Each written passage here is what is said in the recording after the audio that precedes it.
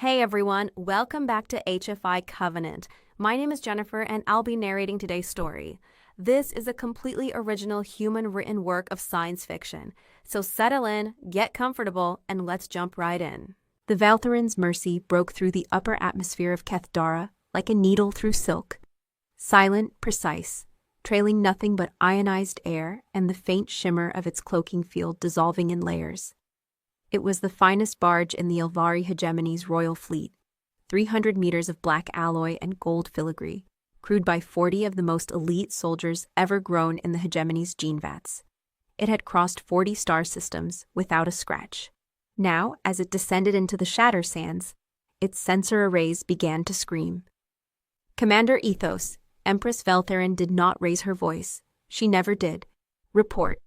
The High Commander stood at rigid attention near the tactical display, his spine so straight it might have been fused that way by surgery. A broad scar ran from the tip of his left ear, halfway down his jaw, a souvenir from the Colossus War, worn like a medal. He was the finest military mind in the hegemony, and right now his expression was the expression of a man being personally insulted by a planet. Electromagnetic interference is climbing, Empress. Silicon particulate in the upper thermocline is... He paused, jaw tightening. It is disrupting the sensor lattice. We are running on 43% resolution. 43, she repeated it without inflection. Yes, Empress. Valthyrin stood at the forward observation glass, her hands clasped behind her back, her silver hair pinned into a column that caught the light of the 3 suns cresting the horizon. Outside, the shatter sands stretched to every compass point, a dead world of fractured silicon, black glass formations that jutted from the earth like broken teeth, and dunes that moved with slow, grinding malevolence in a wind that never fully stopped. The sky was a pale, washed-out amber, thick with suspended dust that turned the triple suns into blurred, malevolent eyes. She had been here before. 10 years ago, she had stood at a different observation glass on a different ship, and watched her son's transport vanish into a razor storm on the surface below. She had watched the telemetry flatline. She had watched the search teams go in and not come back. She had watched for a long time. The heat signature, she said. Is it still there? Chief Medic Silvara appeared at her shoulder, slender, precise, with eyes that glowed a soft blue from the ocular implants threaded through her orbital bones. She was holding a data tablet with the delicate grip of someone who treated all information as a specimen worth preserving. It is, Empress, bearing 274, approximately 9 kilometers from our current position. It is singular in its consistency. She hesitated. Valthyrin's amber eyes moved sideways, elaborate. It has been moving at the same pace for the last 6 hours of our approach, 3.4 kilometers per hour, sustained. No deceleration, no rest periods. Whatever is generating this signature. Another hesitation. Medic Silvara? It is bipedal, Empress. The stride pattern is consistent with a large bipedal organism, but the thermal output is wrong for Elvari. The core body temperature reads at 37 degrees standard, sustained, with a surface evaporative cooling layer that is actively... Silvara stopped herself, seemed to recalibrate her sense of wonder into something more professional. It is managing its own heat externally, Empress, through fluid secretion. The silence that followed was brief. A human, said Commander Ethos, his voice delivering the word the way a boot delivers mud, with distaste, but acknowledging it had to be said. Valthyrin said nothing for 3 full seconds. Then, take us down. I want a landing site 2 kilometers ahead of that signature's projected path. I want it done quietly, and I want the full escort armed and ready. Empress. Ethos turned, sharp and efficient. The humans of the Shatter Sands are feral scavengers. This could be a lure. Commander, her voice didn't rise. It never needed to. If it were a lure, they would have made it more convincing than a single life sign walking in a straight line for 6 hours. She turned from the glass. Take us down. The landing struts of the Valthyrin's mercy sank 3 centimeters into the compressed silicon floor before finding purchase. The barge's ramp descended with a hydraulic whisper, and the Elvari emerged into the heat of Keth'dara's morning like soldiers walking into a forge. The environmental suits engaged instantly. Cooling fields hummed around each armored figure, pushing the ambient 111 degrees standard back to a manageable 60. Lead Scout Farron, young, quick-eyed, perpetually nervous, deployed his navigational drone immediately, watching it lift into the amber sky with an expression of visible relief. He was the kind of soldier who trusted technology the way religious men trusted gods, and out here, that faith was being tested. "Drone's sensors are degraded," he reported, tapping his wrist display with quick, anxious fingers. 41%, maybe less.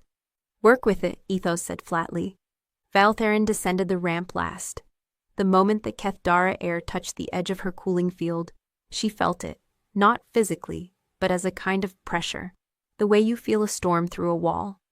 This planet pressed. It pushed against technology as though it found the concept offensive. She walked forward, and the sand crunched under her boots with a sound like breaking glass. They found him in 11 minutes. He was cresting a dune 200 meters out, and he was exactly as the sensors had described. Bipedal, large, moving at a pace that seemed almost lazy until you did the math and realized he had been maintaining it for the better part of a day. He was taller than the Elvari escorts by a head, broader by half again, built in the way that suggested not just muscle but architecture, the kind of body that a planet builds over a decade of not allowing weakness. His armor was scavenged bronze alloy over leather, both polished not for aesthetics, but out of the practical habit of maintenance. His hair was dark and cut close, and his skin was the bronze tan of a man who had been cooked and recooked by 3 suns, until the exposure was just part of him. In his arms, cradled against his chest with a care that looked almost absurd given the size disparity, was a small spotted shape with a glowing golden crest. Valtherin stopped walking. Every Elvari escort stopped with her. Ethos's hand went to his sidearm. Farron's drone circled closer, its camera locked on the human's face. The human stopped too. He looked at them across 200 meters of black glass and silicon sand, and he did not appear surprised. He appeared tired, deeply functionally tired. The kind of tired that comes not from weakness, but from sustained expenditure, from a body that has been doing exactly what it was meant to do for longer than most beings could manage. He rolled one massive shoulder, adjusting the weight of what he carried, and then he stood there and waited. Valtherin walked toward him. Ethos fell in beside her. She felt his disapproval radiating like a secondary heat source. When she was 20 meters out, she could see the cub clearly. Prince Kalis, heir to the Elvari hegemony. 11 years old by the hegemony's calendar, presumed dead for 10 years. He was asleep against the human's chest, his spotted flanks rising and falling in an easy, untroubled rhythm.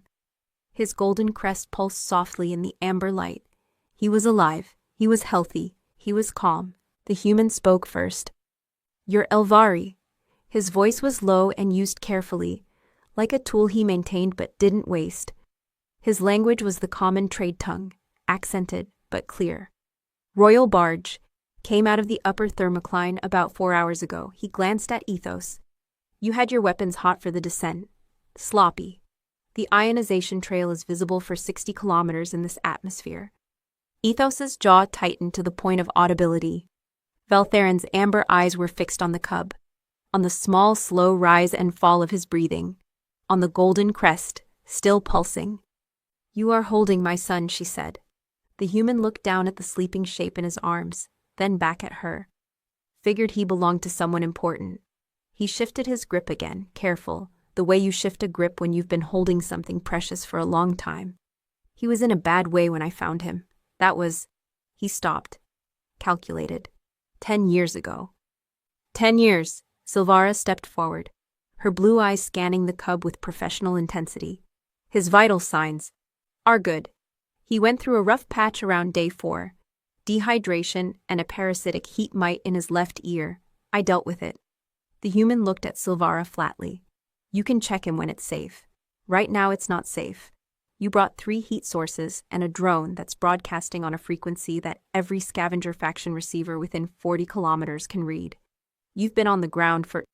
He checked the sky, the position of the 3 suns, the shadows, not a device, the sky. 17 minutes. You have maybe 4 hours before someone comes to look. "You will address the Empress," Ethos began. Commander. Valtheron's hand came up slightly. She was still looking at the human. At his face specifically, because she was trying to find what she expected to find there. The aggression, the animal cunning, the barely contained violence that every hegemony briefing on human deathworlders described as their defining characteristic. And she was not finding it. What she found was assessment. Constant, calm, professional assessment. He was looking at the suns, at the dunes, at the direction of the wind, which had shifted twice since they'd been standing there. He was reading the environment the way Silvara read data tablets, continuously, automatically, without stopping to congratulate himself for it. "What's your name?" she asked. "Paul Anderson." Paul Anderson. She tasted the syllables. They sat oddly in the trade tongue, but there was nothing odd about the man delivering them. "You found my son 10 years ago. You have been carrying him since." "Mostly. He walks when it's cool enough." Paul looked down again, briefly. Something crossed his face, not sentimentality, but something quieter and more durable than sentimentality. "He's a tough little thing, braver than he lets on." Valtheron's pupils dilated. She could not prevent it. "Why?" she asked. The question was genuinely, unregally unguarded. Paul Anderson looked at her for a moment, as though the question were in a language he had to translate. Then, because he needed carrying. The razor storm announced itself with the smell of ozone and a sound like distant tearing, a low, sustained rip in the air that Farron's drone caught on audio sensors and flagged at the exact moment Paul Anderson said, "Move." Not loudly, not urgently. The way you say move when you've said it before and you're confident in the physics of the situation. "A storm is approaching from the northeast," Farron confirmed, his voice jumping up a register. "Silicon particulate, static discharge. The suits can handle it, but your shields can't," Paul said, already moving south at the same relentless 3.4 kilometers per hour that his body seemed to default to, the cub now fully awake and gripping his armor with small spotted hands. "The silicon dust carries a triboelectric charge. You've probably got a 12-hour charge buildup in your cooling arrays, already just from landing here. The storm will discharge it all at once. You'll get 3 seconds of full shield function, then nothing." He glanced back at the group, reading the hierarchy from their posture in about 2 seconds flat. "There's a cave formation, 3 kilometers, bearing 172. Follow me." "We do not take orders from," Ethos began. "Commander." Valtheron was already following. "Keep up." She would review that decision later and find nothing to regret about it. The storm hit 90 seconds into their run, and run was the correct word, because Paul had moved from walk to run the moment he saw the leading edge of the static discharge cloud, and the Elvery had followed with the slightly undignified urgency of people who have just realized the ground rules have changed. The sky turned from amber to bruised purple in under a minute.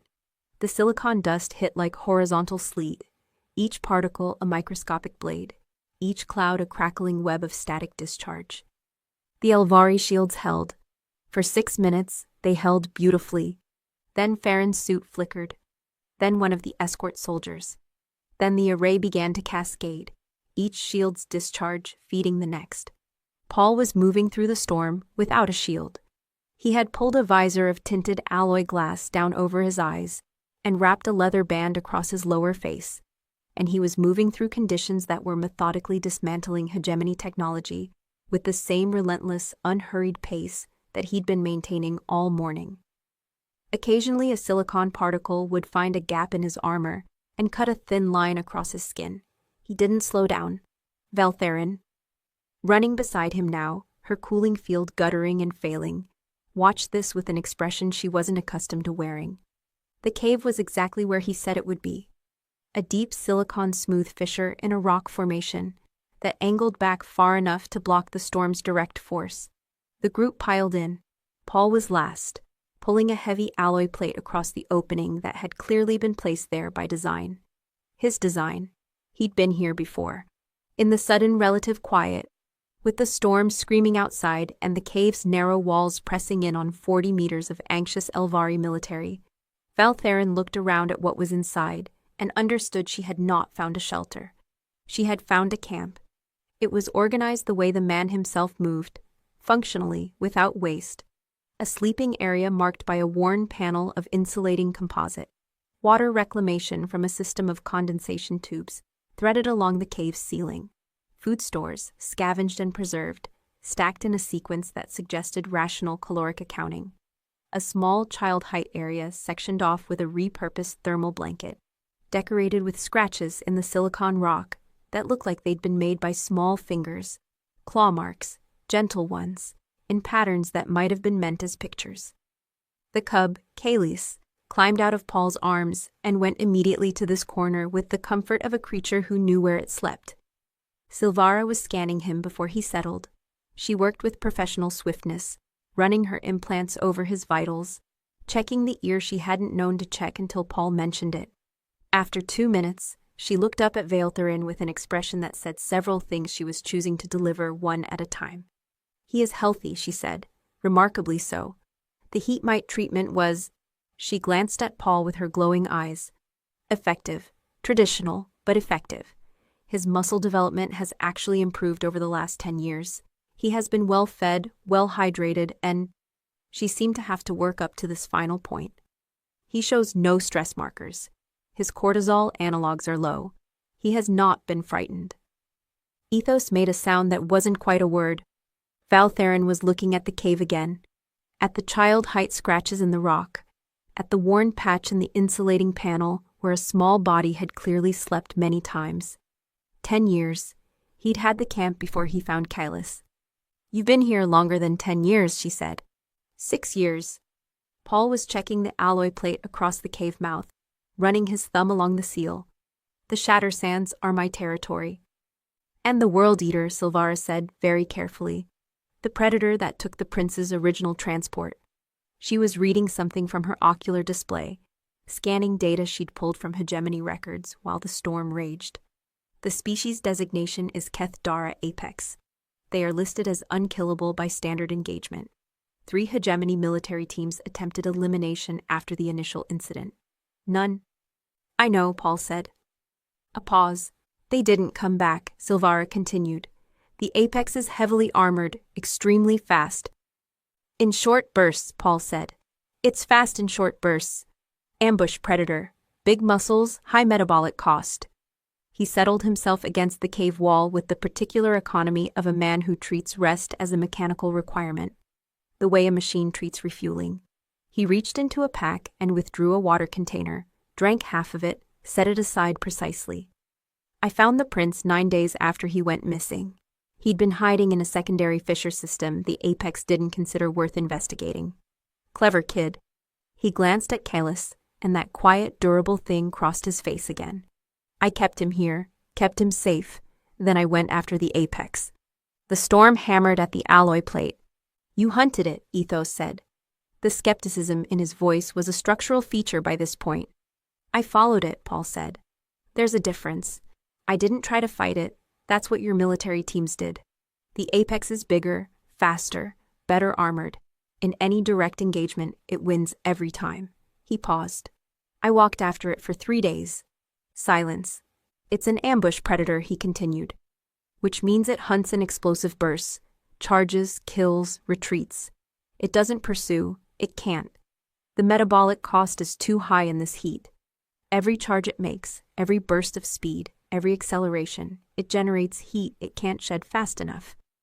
Its armor is excellent thermal insulation against the environment, but that means it traps its own metabolic heat in." He looked at the cave's ceiling as though he could see the physics of it written there. "In Keth-Dara's climate, under 3 suns, it needs to rest for 6 hours after any significant exertion. I gave it significant exertion. I walked at it, directly, from downwind. It charged me." "You ran," Ethos said. "I walked away briskly. Then I turned around and walked at it again." Something that might have been amusement moved through his expression, brief and quiet. "It charged me 11 times in 3 days. By the 3rd day, it was moving at half speed. By the end of the 3rd day, its core temperature had climbed to the point where its nervous system started failing. It lay down in the shade of a glass formation, and its heart stopped." He looked at his hands, broad, scarred, human hands. "I never hit it once." The silence this time was different in quality. Vaeltherin was standing very still in the center of the cave. and she was thinking about something she had not thought about in a very long time, which was the nature of power. Her hegemony defined power as technology, as force, as the capacity to project overwhelming capability at a moment's notice. 3 military teams had gone to kill the World Eater, and 3 military teams had died, because they had applied that definition faithfully. A human, alone, had simply walked until the unkillable thing ran out of life. "You walked it to death," Silvara said softly, with the tone of a scientist who has just watched a natural phenomenon that she will spend the rest of her career thinking about. "We have a word for it," Paul said. "Persistence hunting. My species has been doing it for a few 100,000 years." He reached over and checked the seal on the alloy plate again, a reflexive habit. "We're not the strongest things on our home planet. We're not the fastest. We don't have armor or venom or natural weapons worth speaking of." He looked at them all in turn, with eyes that had been watching horizons for 6 years. "We just don't stop." By the second hour in the cave, the Elvari environmental suits were showing power depletion levels that Commander Athos reported with the clipped tone of a man who had decided being upset about something was not going to alter its thermodynamics. "Cooling systems at 30%. The triboelectric discharge stripped our reserve cells." He paused. "The ambient temperature in this fissure is 62 degrees standard," Paul said, without checking anything. "It'll drop to 58 in another hour when the storm blocks the primary sun. Still too hot for your physiology extended long term. Your neural processors will begin thermal throttling at 60, Silvara said quietly. She was monitoring her own readouts, with the expression of a physician diagnosing herself. "Cognitive function degrades. At sustained 65, the protein structures in Elvari neural tissue begin to—" "I know." Paul was already moving. He went to his stores and began pulling items with the efficient selection of a man who had planned for more contingencies than he'd ever mentioned to anyone. Insulating panels, the same composite as his sleeping area. A compact device that, when he cracked it against the cave floor, began generating a low, even heat. Not warming, but the specific directional kind of heat that displaces ambient temperature from a body's immediate envelope. "That's a contact exchange unit," Silvara said, watching him. "A small one. Where did you—" "Salvaged it from a downed survey drone 3 years ago." He was arranging the insulating panels around the Elvari escorts with systematic attention. "The principle is heat exchange. It creates a microclimate. You'll need to stay within 2 meters of it. Think of it as—" He paused, searching for a word. "A campfire. In reverse." Athos submitted to being wrapped in insulating composite with the dignity of a man who had decided that dignity and survival were presently in negotiation. Valtherin was the last. Paul came to her with a section of the insulating material, and she found herself doing something she had not done since she was a girl. She stood still and let someone take care of her. He worked without ceremony, without the elaborate deference that every individual in the hegemony performed in her presence, without apparently being aware that she was the most powerful being in a 40-system sphere of influence. He wrapped the material efficiently across her shoulders, tucked it at the collar to seal out the ambient heat, and then sat back on his heels and evaluated his work with the same assessing gaze he turned on storm clouds. "You'll be fine," he said. "Your thermal tolerance is lower than mine, but you're not fragile. Your species just evolved in a cooler environment and then built technology to compensate." He tilted his head slightly. "You compensated so well you never had to adapt further. That's—" He seemed to be choosing his next word carefully. "That's not a criticism. It's just what happened." Valtherin looked at him from inside the insulating wrap with her amber eyes, and she said something she very rarely said. "Tell me." So he told her, sitting with his back against the cave wall while the storm screamed outside, and the Elvari escorts huddled in their improvised campfire in reverse, about human biology, about the species that had no armor and no venom and no technology for the first 300,000 years of its existence, and had survived anyway by becoming the galaxy's most efficient endothermic machine. About sweat glands, which no other known species possessed in quite the same distribution, the 4 million eccrine glands that covered the human surface, and turned metabolic heat into evaporative cooling with an efficiency that still made hegemony biologists write papers they couldn't fully explain. About the flat feet that could cover 40 kilometers in a day, about the Achilles tendons that stored and returned elastic energy with each stride, about the slow-twitch muscle fibers that sacrificed explosive power for the ability to sustain effort across timescales that most predators couldn't conceive of as a hunting strategy, about the brain that evolved not just to track prey, but to model prey, to understand, 3 days in advance, that the animal ahead was going to stop and lie down and die, because the physics demanded it. Silvara was taking notes. She couldn't help it.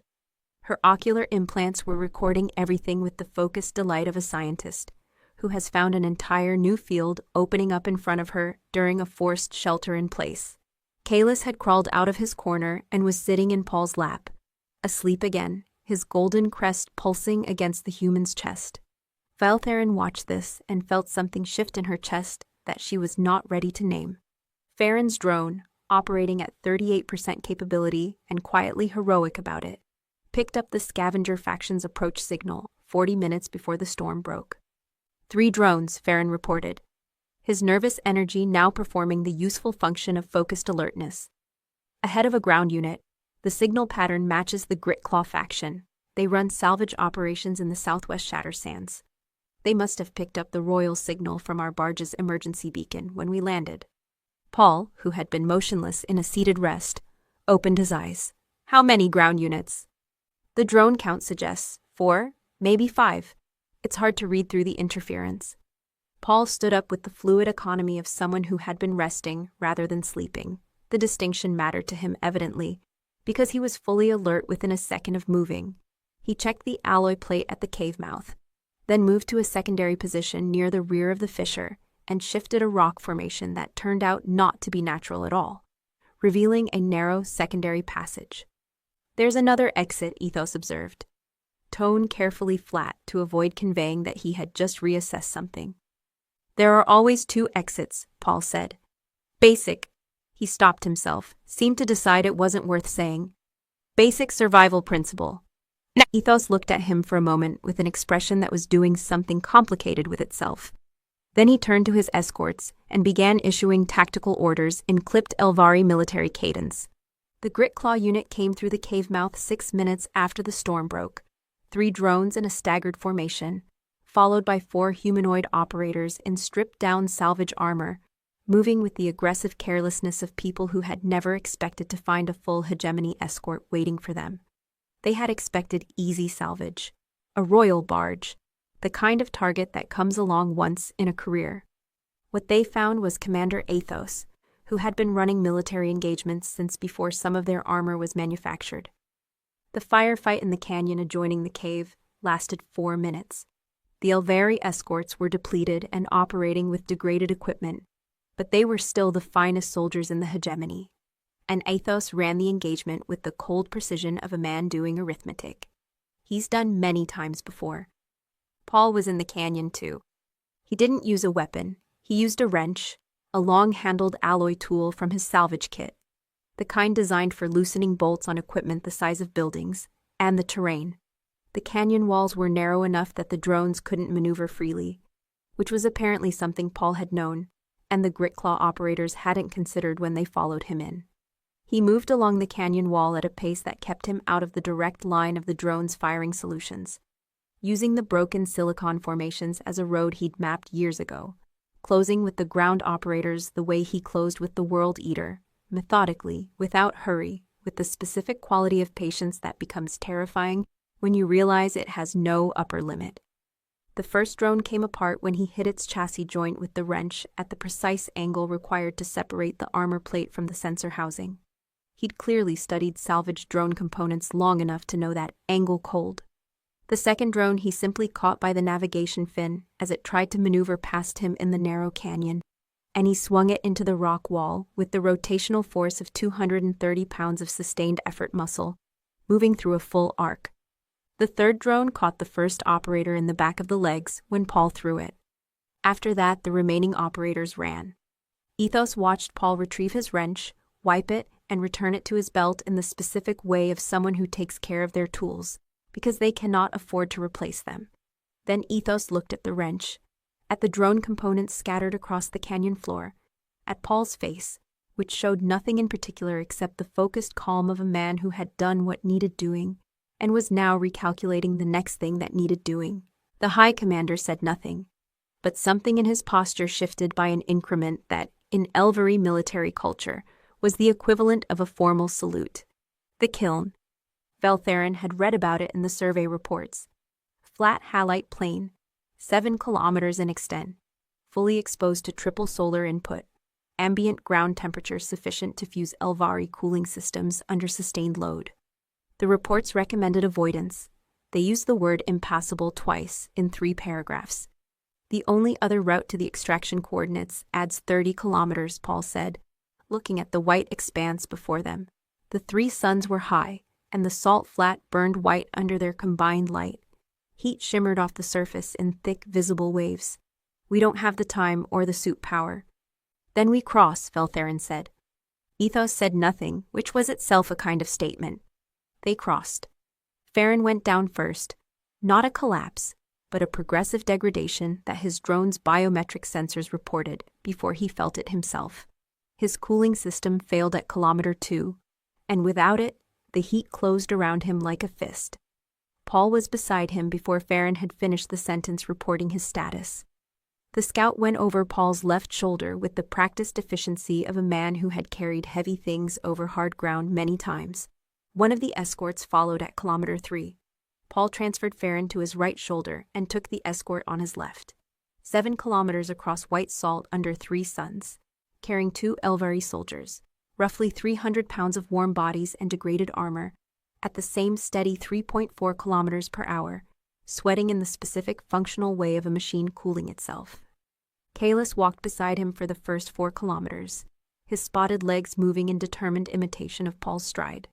When the cub's gait began to wobble from the heat, Paul shifted Farron across both shoulders and tucked Kalis against his chest with one arm, and kept walking. Veltherin walked beside him, her cooling field on minimum, watching. She watched the sweat run down his arms and neck, the evaporative mechanism working continuously, turning metabolic heat into the invisible vapor of maintained function. She had always understood perspiration as a byproduct of exertion, an inefficiency, the biological equivalent of an engine running too hot. She realized now, looking at the mechanism from the wrong end. It wasn't inefficiency. It was the opposite of inefficiency. It was the most elegant cooling solution evolution had ever developed for an active load-bearing endotherm, operating in extreme heat. And it was working, right now, in front of her, keeping a man functional under conditions that were systematically destroying her hegemony's finest environmental technology. A second escort went down. Paul set Farron and the first escort down with careful gentleness, went back for the second, carried her to where he'd placed the others, returned. He was shuttling them, not rushing, not heroically straining, just doing the math of load, distance, and available energy, and executing it one step at a time. You could leave them, Veltherin said, not because she wanted him to, but because she needed to hear what he said. He looked at her. It would be faster, she continued. Yes, he said. He went back and picked up Farron.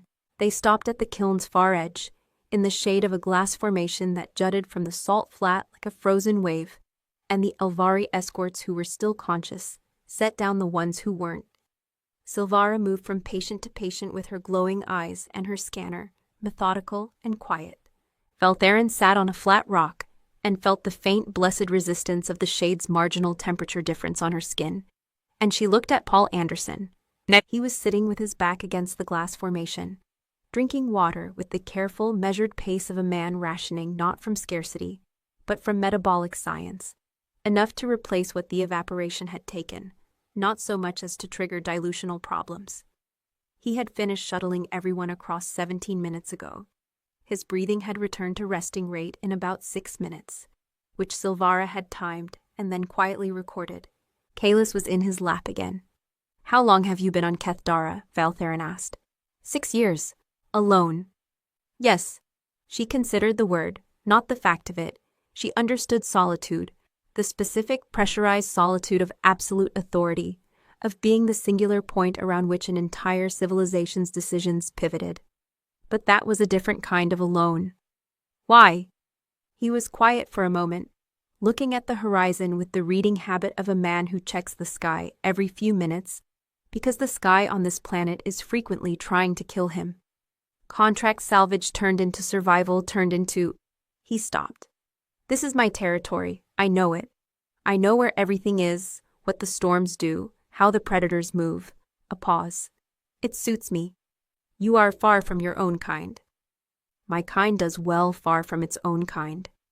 He said it without self-pity, which was somehow more affecting than self-pity would have been.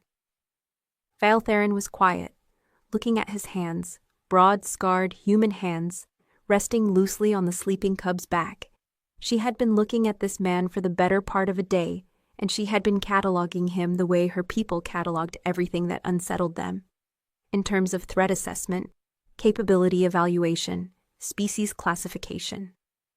It was how the hegemony processed the universe. Identify, categorize, file. But the filing system didn't have a category for this. The sweat, she said. It was not the sentence she'd intended to begin, but it was the one that came out. He glanced at her. I have been... She searched for a word that wasn't reductive. I have been thinking about it, for the last several hours, about what it means, biologically, about what it is. She met his eyes, which were dark and patient and genuinely attentive. My people find it. We have always considered it. Primitive, he said, without heat. Yes. She held the honesty. I'm sorry for that. He looked at her for a moment, and whatever calculation he ran appeared to conclude that the apology was genuine. It's efficient, he said. That's all it is.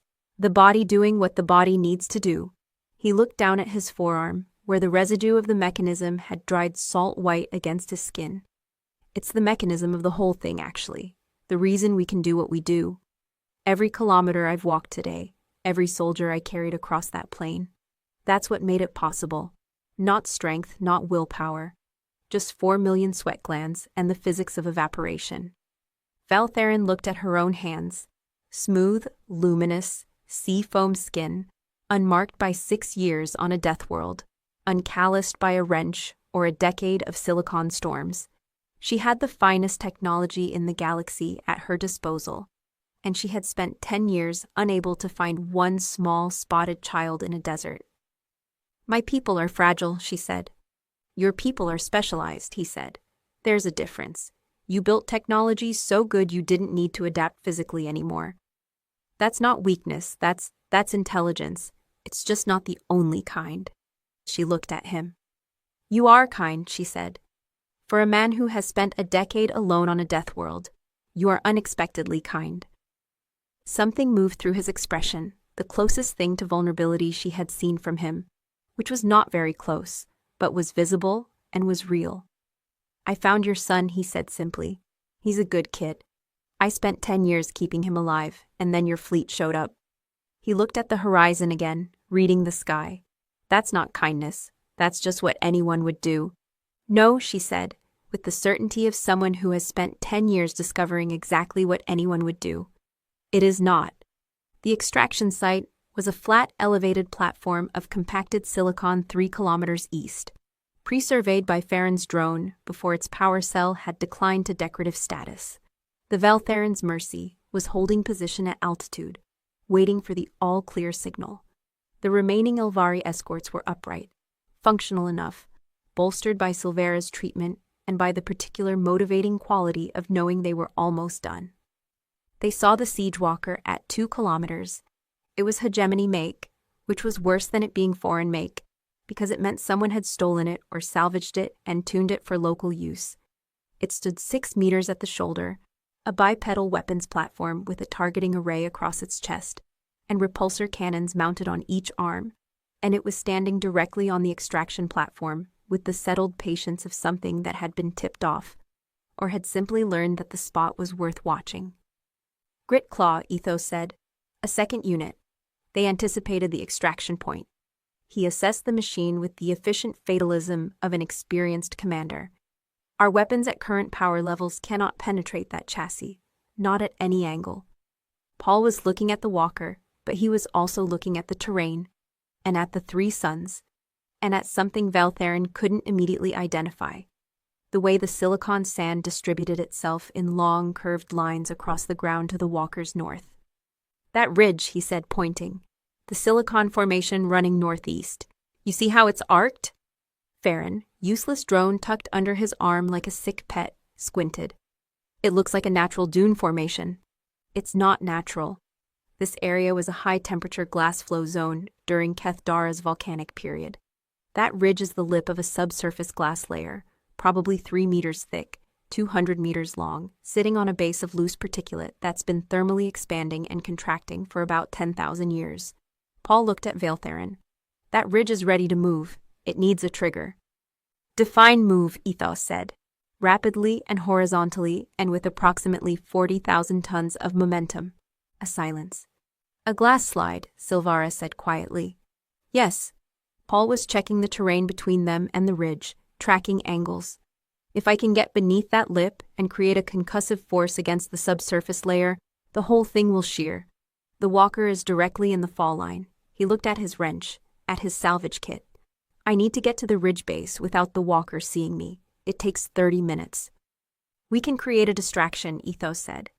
He said it with the tone of a man who has decided something is correct and will not be revisiting the decision. The escorts and I will advance on the walker's position. Standard harass and withdraw. We do not need to penetrate its armor. We need to occupy its targeting attention. He paused. 30 minutes is achievable. Commander, Valtherin said. Empress. Athos met her eyes. It is sound tactical reasoning. The human. He stopped, made a small, precise adjustment. Anderson's assessment of the terrain is correct. He looked at Paul. I verified it. Paul looked at Ethos. Ethos looked at Paul. Something passed between them that required no translation across species lines. The specific mutual recognition of two people who have both spent their lives in situations where being wrong costs more than they can afford, and who have each just finished deciding the other is not wrong. 30 minutes, Paul said. Don't let it advance north. It will not advance anywhere, Ethos said. Paul moved the way the desert had taught him to move, low, patient, using the silicon formations the way water uses a riverbed, finding the path of least resistance and following it without ego. Behind him, the sharp crack of Elvery weapons fire began, and the walker's repulsors answered in deep, concussive bursts that shook the ground. Ethos was doing exactly what he'd promised, keeping the machine's attention occupied, withdrawing before each return volley, using his soldiers with the cold precision of a man spending resources he intends to recover. Paul reached the ridge base in 22 minutes. Up close, the formation was exactly what he'd told them it was. He could feel it in the way the ground transmitted vibration differently here. A hollowness beneath the surface compression, the particular resonance of a structure held in precarious equilibrium by nothing more than thermal inertia, and 10,000 years of patience. He pressed his palm flat against the ridge base, and felt the day's accumulated heat radiating back at him. And he thought about the World Eater and physics, and the way systems that hold tension eventually have to release it. He pulled 2 salvaged concussion charges from his kit. Small, scavenged from the Gritclaw drones Ethos's team had disabled, repacked and reprimed by Paul's own hands during the storm shelter. He'd done this kind of improvised work so many times that his hands moved through it without requiring his full attention, which left his full attention for checking the geometry of what he was about to do. He set the charges at the 2 points where the subsurface stress lines converged. He'd identified them from the surface pattern of the sand. The way the particulate distributed itself in long, subtle arcs gave the internal structure away to anyone who'd spent 6 years reading this terrain. He pressed himself back against the far face of a glass formation and detonated. The sound was not large, it was precise. 2 sharp cracks, close together, and then 3 seconds of absolute silence in which the desert seemed to consider what had just been asked of it. Then the ridge moved. It didn't crumble, it sheared. A clean horizontal movement of 200 meters of ancient volcanic glass, riding on a wave of suddenly mobile particulate, moving with the slow, unstoppable momentum of geology, being politely informed that time had run out. The sound it made was deep and grinding, more felt than heard, the kind of sound that gets into the bones. The walker turned. Its targeting array swept north. For 3 seconds, it tracked the incoming mass with the processing speed of expensive military hardware, running what were presumably very fast calculations. And then it began to move. It was not fast enough. The glass slide took it at the legs first, then folded it sideways with the casual indifference of 40,000 tons of mobile terrain, and the extraction platform was clear. Paul was already walking toward it. The Veiltheron's Mercy descended through the amber sky with its running lights gold against the dust, and it was the most beautiful thing Veiltheron had seen in 10 years, not because of the barge itself, but because of what it meant. That the mathematics of survival had resolved correctly this time, that the variables had been managed, and the outcome was the one she needed. She was standing at the extraction platform's edge with Kalis asleep against her shoulder, his golden crest pulsing against her neck, his small fingers curled in the collar of her silk armor. She had not let go of him since Paul had transferred the cub to her arms 40 minutes ago, performing the handoff with the same practical, unsentimental care he performed everything, checking that Kalis was settled before releasing his grip, as though he needed to confirm the work was complete before closing the job. Paul was standing at the platform's far end, watching the barge descend. He held his wrench loosely at his side. His armor was coated in silicon dust, salt residue, and the dried evidence of a body that had been working at full capacity for 14 hours. He looked, Veiltheron thought, exactly like what he was. A man at the end of a day's work, present and functional, and already, almost certainly, beginning to calculate the next thing that needed doing. Silvara appeared at her shoulder. "I've submitted an emergency medical request to the barge's systems," she said quietly, her glowing eyes still cataloging, still recording. "Full triage for the escorts. Farron will need 2 days of thermal recovery." She paused. "I have also—" Another pause, this one with a different quality. "I have submitted a research request for extended study of human physiological adaptation in extreme environments. With your permission, Empress." "Approved," Veiltheron said, without hesitation. Silvara said nothing further, but the ocular implants brightened by a fraction. Ethos stopped beside Paul as the barge's ramp began to descend. The High Commander was carrying a visible sum of the day across his posture. Not quite fatigue, because Ethos did not permit fatigue to be visible, but the specific compression of a man who has updated a large number of his assumptions in a short period of time, and is integrating the new data with the efficiency his rank required. He looked at Paul. Paul looked back. "The terrain assessment," Ethos said. "The glass slide. You identified the stress fracture pattern from surface sand distribution." "Yes." "Without instruments?" "Yes." Ethos was quiet for a moment. The scar along his jaw caught the light of the 3 suns, now descending. "When I was at the academy," he said slowly, "the foundational text on tactical terrain analysis was 700 pages long. The first chapter covers instrumental survey methodology." He paused. "It does not cover sand patterns." "It should," Paul said. Something moved through Ethos's expression, the compressed tectonic shift of a man whose framework is large enough, ultimately, to accommodate new information. It was not warm, exactly, but it was real. "Perhaps it should," he agreed. He extended his right hand, not in the Elvari military gesture of acknowledgement, but in the human way, palm forward, fingers extended. He'd looked it up, or he'd remembered it, or he'd simply decided it was the correct thing to do. Paul shook it. The barge's interior was cool and gold-lit and smelled of recycled atmosphere, and Veiltheron felt the Elvari temperature envelope close around her like a familiar coat as she carried Kalis up the ramp. She felt him stir against her shoulder, not waking, just shifting, the deep animal comfort of a creature that knows, even in sleep, that it has come home. At the ramp's threshold she stopped. She turned. Paul was standing at the base of the ramp, not having followed. He was looking at the extraction platform, at the desert beyond it, at the long, even shadows the glass formations threw across the silicon sand as the suns began their descent.